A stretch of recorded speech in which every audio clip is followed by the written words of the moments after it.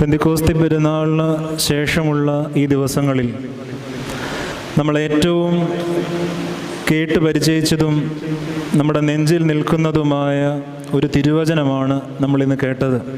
യോഹന്നാൻ്റെ സുവിശേഷത്തിലെ ഏറ്റവും പ്രധാനപ്പെട്ട ഒരു വചനം, യോഹന്നാൻ്റെ സുവിശേഷം 6-ാം അധ്യായം 35-ാം വാക്യം, ഞാൻ ജീവൻ്റെ അപ്പമാകുന്നു.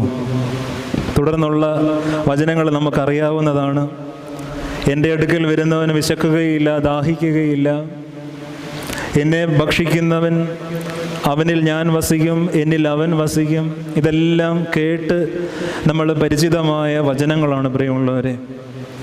ജീവൻ്റെ അപ്പമാകുന്നു എന്ന ഒരു തിരുവചനം നമ്മുടെ ആയുഷ്കാലം മുഴുവൻ നമ്മൾ പങ്കെടുക്കുന്ന ഓരോ വിശുദ്ധ കുർബാനയിലും നമുക്കിടയിൽ മുഴങ്ങുന്ന ഒരു വചനമാണ്.